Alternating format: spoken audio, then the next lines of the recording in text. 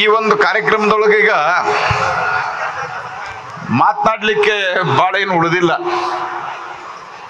ಯಾಕಂದ್ರೆ ಇದನ್ನ ನೋಡುದ ಒಂದೇನದಲ್ಲ, ಇದನ್ನ ನೋಡುದ ಇದೊಂದು ಅದ್ಭುತವಾದಂತಹ ಒಂದು ಅನುಭವ ಅಂತ ನನ್ನ ಭಾವನೆ ಬಂದಿದೆ. ನಾನು ಈ ಕಾರ್ಯಕ್ರಮಕ್ಕೆ ಪೂಜ್ಯ ದಿಂಗಾಲೇಶ್ವರ ಸ್ವಾಮಿಗಳು ಹೇಳಿದಂಗೆ ನಮ್ಮದು ಬಜೆಟ್ ನಡೆದಿತ್ತು. ಬಜೆಟ್ ನಡೆದಿರೋದ್ರಿಂದ ನಾನು ಬರೋದು ಬಹಳ ಕಷ್ಟ ಇತ್ತು. ಪಾರ್ಲಿಮೆಂಟ್ನಲ್ಲಿ ಇದ್ದೆ, ನೀವು ಅನೇಕರು ನೋಡಿರ್ಬೇಕು. ಆದರೆ ಮೊನ್ನೆ ಪೂಜ್ಯ ಫಕೀರ ಸಿದ್ದರಾಮ ಮಹಾಸ್ವಾಮಿಗಳು ಸ್ವತಃ ಅವರು ನನ್ನನ್ನು ಫೋನ್ ಮಾಡಿ ನೀವು ಬಂದರೆ ನನಗೆ ಭಾಳ ಸಂತೋಷ ಆಗ್ತದೆ ಅಂತ ಹೇಳಿದರು. ದಿಂಗಾಲೇಶ್ವರ ಸ್ವಾಮಿಗಳು ಸಂದೇಶವನ್ನು ಕಳಿಸಿದರು. ಅನೇಕ ಭಕ್ತರು ಭಾಳಷ್ಟು ಒತ್ತಾಯ ಮಾಡಿದರು. ಆನಂತರ ನಾನು ಇದಕ್ಕಿಂತ ಮೊದಲು 3 ದಿವಸದಿಂದ ಇಲ್ಲಿ ಬಂದಾಗ ಪೂಜ್ಯ ಫಕೀರ ಸಿದ್ದರಾಮ ಮಹಾಸ್ವಾಮಿಗಳು ಈ ತಕಡಿ ತೋರಿಸಿದರು. ನಾ ಇದ್ರ ಮೇಲೆ ಹೆಂಗ ತುಲಾಭಾರ ಮಾಡ್ತಾರ ನೋಡಬೇಕು, ಪೂಜ್ಯರ ಆಶೀರ್ವಾದ ಪಡಿಬೇಕು ಅಂತ ನಾನು ಬಜೆಟ್ ಮುಗಿದ ತಕ್ಷಣ ಇಲ್ಲಿ ಹೊರಟಿದ್ದೀನಿ. ಮತ್ತು ಇಲ್ಲಿಂದ ನಾನು ಮನೆಗೆ ಹೋಗ್ತಿಲ್ಲ, ನೇರವಾಗಿ ವಾಪಸ್ ಡೆಲ್ಲಿಗೆ ಹೋಗ್ತಾ ಇದ್ದೀನಿ. ಯಾಕಂದ್ರೆ ನಾಳೆ ಬೆಳಿಗ್ಗೆ ಮತ್ತೆ ನಮ್ಮ ಸಂಸತ್ ಸದನ ಪ್ರಾರಂಭ ಆಗ್ತದೆ. ಸೊ ಹೀಗಾಗಿ ಅದಕ್ಕೆ ನಾ ಹೇಳಿದೆ, ಇದನ್ನ ನೋಡೋದೇ 2 ಕಣ್ಣುಗಳು ಸಾಲೋದಿಲ್ಲ ಅನ್ನುವಂಥ ಮಾತನ್ನ ನಾನು ಅತ್ಯಂತ ವಿನಮ್ರವಾಗಿ ಹೇಳಲಿಕ್ಕೆ ಬಯಸ್ತೇನೆ. ಮತ್ತು ಇದರ ಕಲ್ಪನೆ ಮಾಡಿದಂಥ ತುಲಾಭಾರಗಳು ಅನೇಕ ಸರ್ತಿ ನಡೀತಿರ್ತಾವ. 60 ವರ್ಷ ಆದಾಗ ಮನೆಯೊಳಗೂ ತುಲಾಭಾರ ಮಾಡುವಂಥ ಒಂದು ಪರಂಪರೆ ನಮ್ಮಲ್ಲಿ ಅದ. 70 ವರ್ಷ ಆದಾಗ ತುಲಾಭಾರ ಮಾಡುವಂಥ ಪದ್ಧತಿ ಅದ. 80 ವರ್ಷ ಆದಾಗ ತುಲಾಭಾರ ಮಾಡುವಂಥ ಪದ್ಧತಿ ಅದ. ಆದರೆ ಆನೆ ಮೇಲೆ ಅಂಬಾರಿ ಒಳಗ ಸ್ವಾಮಿಗಳು, ಅದರ ತುಲಾಭಾರ ಇದು ಕಲ್ಪನೆ ಮಾಡ್ಯಾರಲ್ಲ ಜಗದ್ಗುರು ದಿಂಗಾಲೇಶ್ವರ ಸ್ವಾಮಿಗಳು. ಇದೇ ಒಂದು ಅದ್ಭುತ. ಅದಕ್ಕೆ ನಿಮಗೆ ನಾನು ಶತಶತ ಪ್ರಣಾಮಗಳನ್ನು ಸಲ್ಲಿಸ್ತೇನೆ ಅನ್ನುವಂಥ ಮಾತನ್ನು ಹೇಳಲಿಕ್ಕೆ ಬಯಸ್ತೇನೆ. ಮತ್ತು ಅದಕ್ಕೆ ತಕ್ಕದಾದಂತಹ ದಾನವನ್ನು ನೀವೇನು ಭಕ್ತರು ಸ್ವಾಮಿಗಳ ಒಂದು ಪ್ರೀತಿ ಇಟ್ಟು ಮತ್ತು ಉಳಿದ ಸ್ವಾಮಿಗಳ ಕೋರಿಕೆಯ ಮೇರೆಗೆ ತಾವು ಕೊಟ್ಟಿದ್ದೀರಿ. ನಿಮ್ಮ ಭಕ್ತಿಯ ಭಾವವು ಕೂಡ ಅದು ಅತ್ಯಂತ ಮೆಚ್ಚುವಂತಹದ್ದು ಅಂತ. ಯಾಕಂದ್ರೆ ತುಲಾಭಾರದಲ್ಲಿ ಒಂದು ಸಂದೇಶ ಇದೆ. ಅಷ್ಟನ್ನು ಹೇಳಿ ನಾನು ಮಾತು ಮುಗಿಸ್ತೇನೆ, ಭಾಳ ಮಾತಾಡ್ಲಿಕ್ಕಿದೆ, ಟೈಮ್ ಇಲ್ಲ. ತುಲಾಭಾರದಲ್ಲಿ ಒಂದು ಸಂದೇಶ ಇದೆ. ಈಗ ಆನಿ ತೂಕ, ಅಂಬಾರಿ ತೂಕ, ಸ್ವಾಮಿಗಳು ತೂಕ ಮ್ಯಾಲ ಇನ್ನೊಂದಿಷ್ಟು ಹಾಕಿ ಒಂದಿಷ್ಟು ದಾನ ಕೊಡ್ಬೋದಾಗಿತ್ತು ಮಠಕ್ಕೆ. ಎಲ್ಲರೂ ಇಷ್ಟು ಕೊಟ್ಟಾರಪ್ಪ ಅಂತ ಹೇಳಿ ಹಂಗೆ ಮಾಡಲಿಲ್ಲ. ತಕಡಿನೇ ಇಟ್ಟರು, ವಿಶೇಷ ತಕಡಿ ಮಾಡಿಟ್ರು. ಮತ್ತು ನಾವು ಮನ್ಯಾಗ ಮಾಡಬೇಕಾದ್ರೂ ಸಹಿತ ಆ ತಕಡಿಯಲ್ಲೇ ನಾವು ಮಾಡ್ತೀವಿ. ಈಗ ಇಲೆಕ್ಟ್ರಾನಿಕ್ ವೇಟಿಂಗ್ ಮಷಿನ್ ಬಂದಾವ, ಅದನ್ನ ನೋಡಿ ಅದ್ರೊಳಗೆ ನಿಂತು ಇಷ್ಟು ಮಾಡಿ ಅಂತ ಕೊಡೋದಿಲ್ಲ ನಾವು. ಯಾಕಂದ್ರೆ ಅದರೊಳಗೂ ಕೂಡ ಒಂದು ಸಂದೇಶದ ಭಾರತೀಯ ಸಂಸ್ಕೃತಿ ಎಷ್ಟೊಂದು ಉದಾತ್ತವಾಗಿದೆ ಅನ್ನುವಂಥದ್ದು ಒಂದು ನಾನು ನಿಮ್ಗೆ ಹೇಳಲಿಕ್ಕೆ ಬಯಸ್ತೇನೆ. ತಕ್ಕಡಿಯ ಒಂದು ಕಡೆ ನಾವು ಮೊದಲು ಕೂತಿರ್ತೀವಿ. ಇದು ಸಾಮಾನ್ಯ ಲೌಕಿಕರಿಗೆ, ಸ್ವಾಮಿಗಳಿಗೆಲ್ಲ ಇದು. ಸ್ವಾಮಿಗಳು ಏನ್ ತಗೋತಾರ ಅದನ್ನೆಲ್ಲವೂ ಸಮಾಜಕ್ಕೆ ಉಪಯೋಗ ಮಾಡ್ತಾರೆ. ಬಡ ಜನರಿಗೆ ಬಂಗಾರ ಕೊಟ್ಟದ್ದು ಬಡ ಜನರಿಗೆ ಉಪಯೋಗ ಮಾಡ್ತೀವಿ ಅಂತ ಹೇಳಿದ್ದಾರೆ.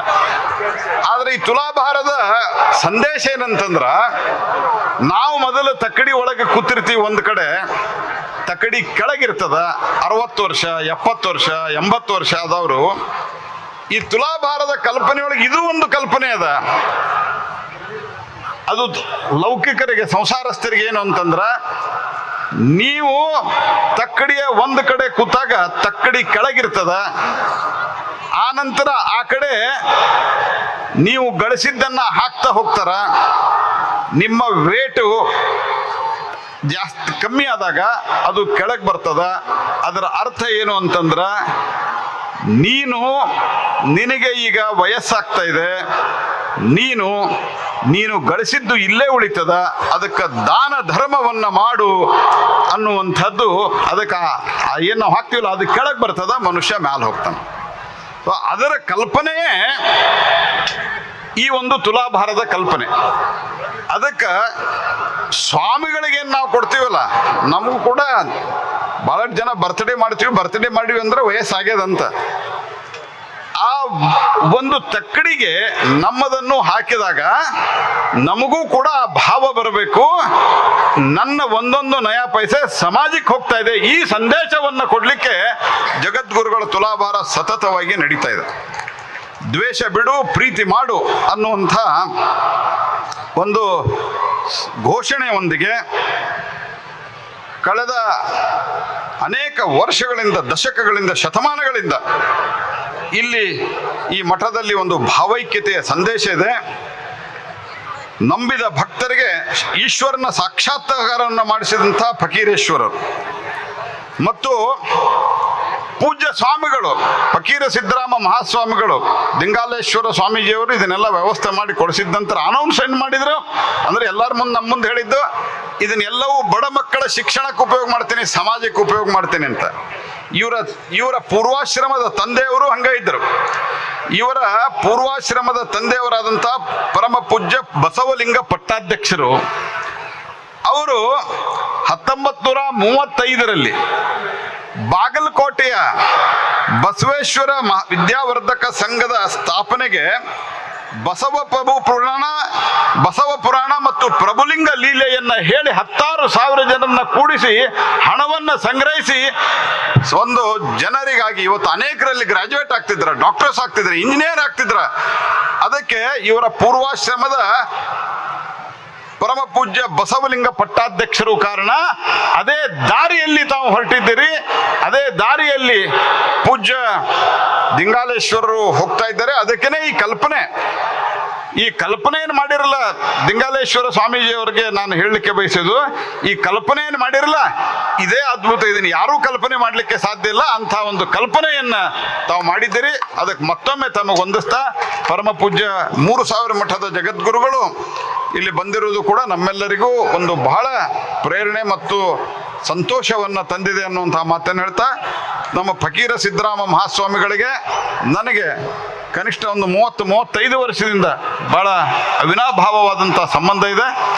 ಆ ಸಂಬಂಧ ಹೆಂಗಿದೆ ಅಂತ ಅನ್ನೋದು ಅವರು ಅನೇಕ ಸರ್ತೆ ನನಗೆ ಸುಮಾರು 1 ವರ್ಷದ ಹಿಂದೆ ಇರ್ಬೋದನ್ನ, 1 ವರ್ಷದಿಂದ ರಾತ್ರಿ 10 ಗಂಟೆಗೇನೋ ತಾವು ಫೋನ್ ಮಾಡಿದ್ರಿ. ನಾನು ಕೇಳಿದೆ, ಏನು ಸ್ವಾಮೀಜಿ ಅವರು ರಾತ್ರಿ 10 ಗಂಟೆಗೆ ಫೋನ್ ಮಾಡಿದ್ದೀರಿ ಅಂತ. ಏನಿಲ್ಲಪ್ಪ, ಭಾಳ ದಿವಸ ಆಗಿತ್ತು, ನೀ ಭಾಳ ಓಡಾಡಗತ್ತಿ, ನಿನ್ನ ಆರೋಗ್ಯದ ಸರಿಯದ ಇಲ್ಲೋ ಅಂತ ಹೇಳ್ಕೊಂಡು ರಾತ್ರಿ 10 ಗಂಟೆಗೆ ತಾವು ವಿಚಾರಿಸಿದ್ರಿ. ನಾನು ಹೇಳಿದೆ, ಸ್ವಾಮೀಜಿಯವರು ಮತ್ತೇನಾರೇ ಸಂದೇಶ ಕೆಲಸ ಏನಾರು ಇರ್ತಂದ್ರೆ, ಏನು ಕೆಲಸ ಇಲ್ಲ ಮಾರಾಯ, ನೀನು ಅಡ್ಡಾಡೋದು ನಾನು ನೋಡ್ತಿರ್ತೀನಿ, ನೀವು ಭಾಳ ಅಡ್ಡಾಡ್ತಿ. ಅವಾಗಂತೂ ಭಾಳ ಓಡಾಡ್ತಿದ್ದು ನಾನು, ಭಾಳ ಓಡಾಡ್ತಿ, ಈಗ ಇಲ್ಲಿರ್ತಿ, ಮತ್ತೊಂದು ಸರ್ತಿ ಭೂಪಾಲ್, ಮತ್ತೊಂದು ಕಡೆ ಇಲ್ಲೇ ಇರ್ತಿ, ನಿನ್ನ ಆರೋಗ್ಯ ಸರಿ ಇದೆ ಇಲ್ಲ, ಇಷ್ಟ ಕೇಳಲಿಕ್ಕೆ ಫೋನ್ ಮಾಡಿದ್ದೆ ಅಂತ ಹೇಳಿದ್ರು. 1:45 ಬಜೆಟ್ ಮುಗೀತು. ನಾಳಿನ ಬಿಸ್ನೆಸ್ ಸೆಟ್ ಮಾಡ್ಬೇಕು ನಾನು, ಲೋಕಸಭೆ ಒಳಗೆ ರಾಜ್ಯಸಭೆ ಒಳಗೆ ನಾಳಿನ ಬಿಸ್ನೆಸ್ ಸೆಟ್ ಮಾಡ್ಬೇಕು. ಆ ನಂತರ ನಾಳೆ ಚರ್ಚೆ ಶುರು ಮಾಡ್ಬೇಕು, ಪ್ರಧಾನಮಂತ್ರಿಗಳ ಜೊತೆಗೆ ಸಭೆ ಆಗ್ಬೇಕು, ನಾಳಿನ ಏನೇನು ಆಗ್ಬೇಕು ಅಂತ. ಅದನ್ನೆಲ್ಲ ಮುಗಿಸ್ಕೊಂಡು 3 ಗಂಟೆಗೆ ಹೊರಟು ತಮ್ಮ ಮತ್ತು ಪೂಜ್ಯ ದಿಂಗಾಲೇಶ್ವರ ಸ್ವಾಮೀಜಿಯವರ ಈ ಭವ್ಯ ಕಾರ್ಯಕ್ರಮವನ್ನು ನೋಡಿ ತಮ್ಮ ದರ್ಶನವನ್ನು, ತಮ್ಮ 3 ಸ್ವಾಮಿಗಳ ದರ್ಶನವನ್ನು ಮಾಡಿಕೊಂಡು ಈ ಭಕ್ತರ ದರ್ಶನವನ್ನು ಮಾಡಿಕೊಳ್ಳಿಕ್ಕೆ ಮಾತ್ರ ನಾನು ಬಂದಿದ್ದೇನೆ.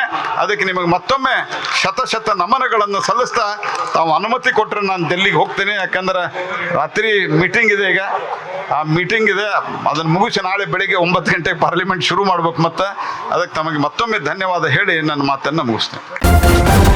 ನ್ಯೂಸ್ ಫಸ್ಟ್, ನಿರ್ಭೀತಿಯಿಂದ ನಿಮ್ಮ ಪರವಾಗಿ.